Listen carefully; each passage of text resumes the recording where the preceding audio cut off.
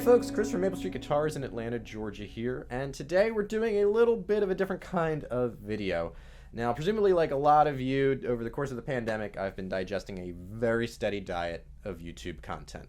Now, I don't know if this is a good thing or a bad thing, but, for all of my different hobbies and such, I've been, going down the rabbit hole, learning a whole lot, being entertained in the process, and I think for the most part it's been fine and fun. Now, one of those, which is again maybe something that's better or worse, one of those hobbies has been that I've been getting into whiskey, and of course the whiskey community on YouTube is very interesting and entertaining. But I've noticed a trend on some of these pages where they've started doing videos of the topic, you can only keep 5 bottles, and that got me thinking about guitarists, and so many of us being gearheads. What if we could only keep 5 pieces of gear?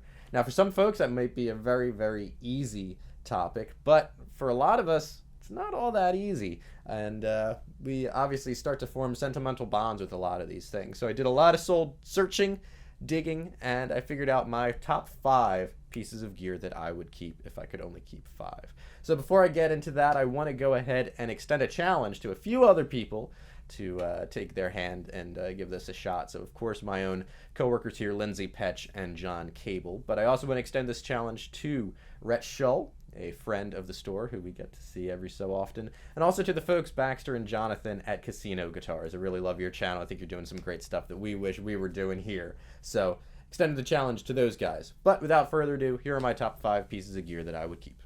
So one more thing before we get to the list is I wanted to establish some ground rules. So with this being 5 pieces of gear that you can keep, I wasn't counting anything that cost under $50. So accessories, things like capos, strings, picks, I'm not going to count on this list. Unless you have something that you really like that's over that price point, which I think is when it starts to become something that would count towards this list. But, for my list, I'm keeping it to instruments, amps, pedals, that sort of thing. So first up, and I should mention that this list is not in any particular order. It's not like top number 1, number 2, number 3, it's just 5 examples. But first up is a guitar that has become a trusty companion of mine, and that is my Taylor GS Mini. So this is a guitar that I got very early on when I started working here at Maple Street. I think it was probably 2019 when I got this. And it's been a guitar that has become my favorite couch guitar, one that I've played more than anything for a while at my home, and a guitar that I like to bring with me on road trips, something that my wife and I do every so often, exploring different parts of Georgia or the country or what have you. And it's a lot of fun being able to bring a small guitar with me, and it's a guitar that I think sounds really, really good. It's certainly, despite being a small guitar with a small scale, it has a really great sound. I currently have it strung up with Martin's retro strings, which help to tame a little bit of that top-end Taylor zing, if you will. But it's just a really fun guitar to play, and one that I felt like I needed to have on the list with some of the other heavy hitters that are further along. If the idea is I can only keep 5 guitars, I'm not necessarily going to want to bring these other ones, on road trips and such. So, number 1, Taylor GS Mini.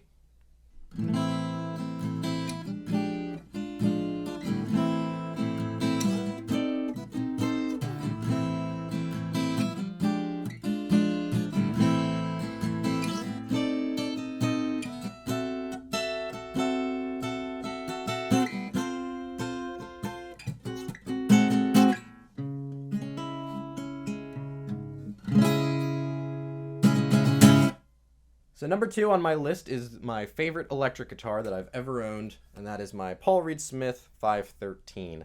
Now this is the guitar that, if you guys are at all familiar with the channel and some other things that we've done previously in our My Favorite Things video, this was the guitar that I talked about in that. So I won't go too in depth with the whole story about it, just that it's the most versatile guitar I've ever played.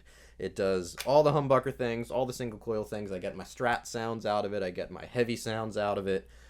Which for my band and all the music that I like to play is so important to have that versatility. Sounds great clean, sounds great dirty in the studio. It's a monster because it, can find a, kind of hole in the mix no matter which of these pickup settings I use. It's just, wonderful playing guitar, wonderful sounding guitar, and it's one that I've had since I was 21, so as of right now I've had for over a decade. Certainly see this one lasting for probably the rest of my life. But number 2 on the list of top 5 things that I would keep if I can only keep 5, my PRS 513. Number 3 on my list feels like something that almost isn't fair because it just does so much. It's really my jack of all trades, the heart of my electric guitar rig and beyond for recording, live use. That is my Line 6 Helix LT. Now this is a modeler that I had bought shortly before I moved here to Atlanta. At the time my band was playing a whole lot. And this fulfilled so many different needs for me. First off, my pedal board and amp would break down at just about every show. Something would go wrong there. So I needed something that was going to be simple. You know, with this, it's guitar in, out to either amp or PA. With this, I didn't need an amp. So I've had shows where my amp would go down. This kept running, and nobody but me knew the difference, and maybe my bandmates. Since I was moving, I knew that I'd be traveling back and forth. It's a whole lot easier to just pop this in my carry-on bag compared to lugging around an amp and pedal rig. I knew that I was going to be recording a whole lot more from home, so again, this is such a great tool for recording. It has dozens of amps and hundreds of pedals, including most of the things that I would be using already. So this is really a lifesaver. And, you know, in a lot of ways could be my favorite piece of gear. But number 3 on the 5 pieces of gear that I would keep, my Helix LT.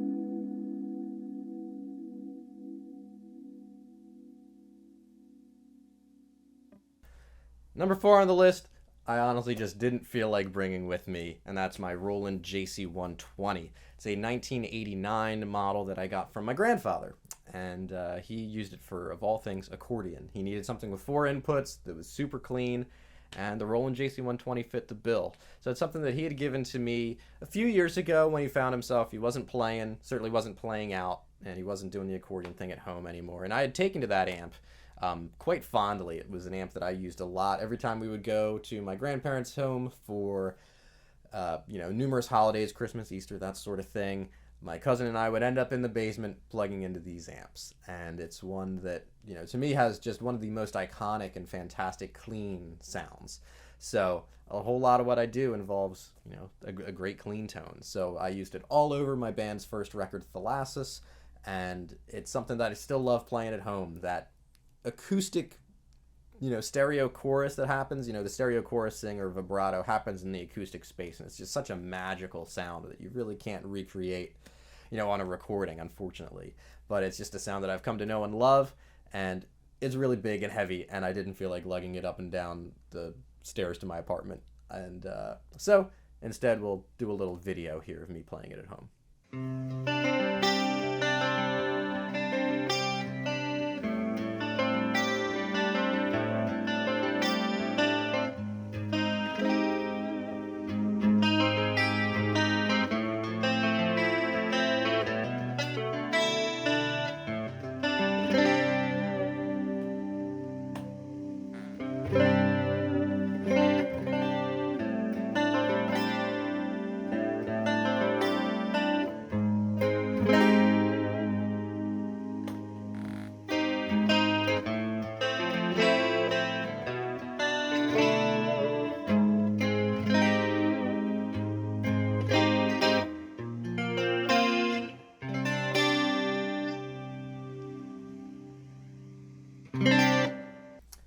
And lastly, but certainly not least, this won't be a surprise to anybody who read our last newsletter where I wrote a whole article about this as being the dream guitar. At number 5 on my list of top 5 instruments, or top 5 pieces of gear that I would keep if I could only keep 5, is my Collings OM1A JL. Now this is a guitar, I won't go into the whole thing since I did that in our newsletter, but this has been the dream guitar for me pretty much since I started working here at Maple Street, and through a series of very fortunate events, I managed to nab one for myself finally after all these years of talking about it. And to me, it's just my favorite acoustic guitar that I've ever played. Every time I picked one up, it was the sound that I had heard in my head. And it's the rare instrument there. I keep it in the case whenever I'm not playing it. I put it back in. I don't want my cats doing anything to it. And it's, it's just, to me, it's pretty much a perfect instrument. So it's, easily makes the list and might be my favorite piece of gear of any. With an acoustic guitar, it's a self-contained thing. You don't need an amp. You don't need pedals or anything. So I think, as far as a pure instrument goes, acoustic guitar is, where it's at. And this is my favorite of the bunch. So finishing up the list of my top 5 pieces of gear that I would keep if I can only keep 5, my Collings OM1A JL.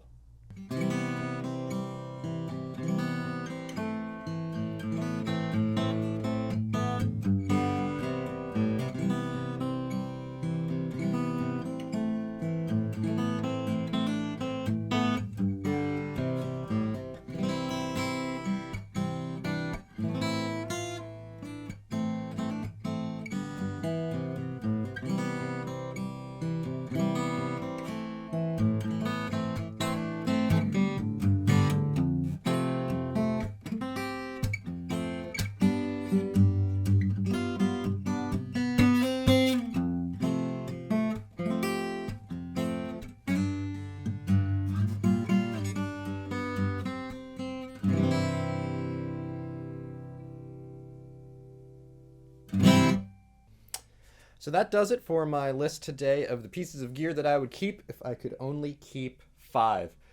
Hoping to do more of these. I'm really interested to hear what my coworkers say. And again, sending the challenge out to Rhett Shull, our good friend, and Casino Guitars, Jonathan and Baxter.